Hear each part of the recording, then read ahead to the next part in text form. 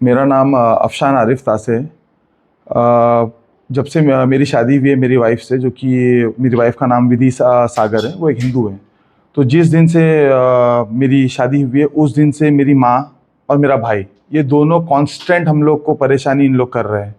एक हमने इन पे केस, जब इन लोग ने बहुत हमको सताया था लास्ट टाइम, तब हम लोग ने 2024 में इन पे केस भी की थी।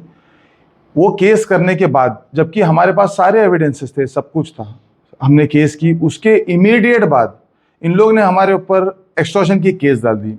मेरी वाइफ जब प्रेग्नेंट थी, मैं बोलता हूँ कि पुलिस एविडेंस ये सब चीज़ें कुछ मांग रही भी है या नहीं, क्या जिनके पास पावर है उनके लिए बिंदास किसी इनोसेंट पे बिंदास केस डाली जाए। अभी भी ऐसा हुआ है कि अभी भी हमने लास्ट वीक या 2 हफ्ता हुआ है, हमने इन पे एक एफआईआर किया है। कांस्टेंट हम लोग को उसके बाद थ्रेट्स आने चालू हो गए। आतिफ तासे, ये जो 307 का एक सुप्रीम कोर्ट से इसका बेल रिजेक्ट हुआ है, ये बिंदास समाज में घूम रहा है, लोगों को हैरेस कर रहा है, लड़कियों के बारे में गंदा संदा बोलता है ये लड़का। हमारी एफआईआर के बाद भी पुलिस क्यों कुछ नहीं कर रही है, क्यों पकड़ा नहीं जा रहा है? मेरा एक ही सवाल है, मेरे को बाकी किसी से भी कोई उम्मीदें नहीं है, पर मेरी सिर्फ उम्मीद पुलिस से, क्योंकि पुलिस के हाथ में ये सब लोगों को कंट्रोल करना।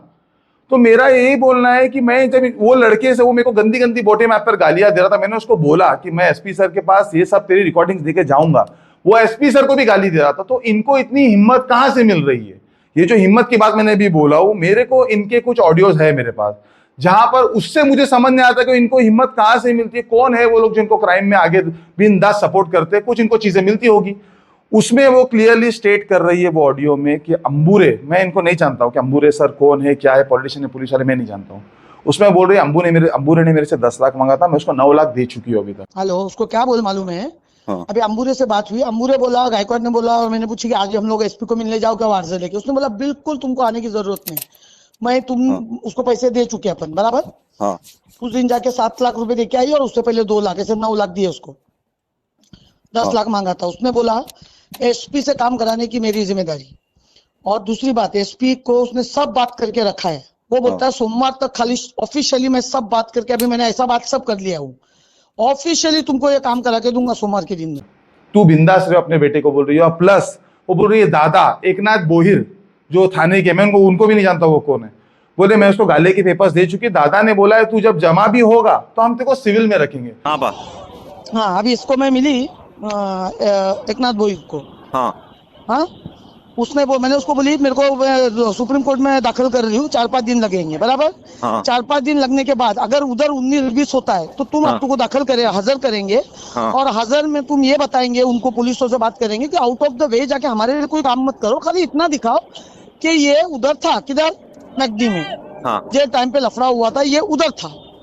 हमने इन्वेस्टिगेशन किया तो हमको ये मिला। और 6-7 दिन जामीन नहीं होता, तो दादा बोला 6-7 दिन को 10 दिन, जब तक जामीन नहीं होता 8-10 दिन ये सिविल में ही रहेगा। ठीक है। हाँ, और उसको मैंने गाले के पेपर उसको दे दिए, ये सब करके वो मेरे को देगा। ठीक है।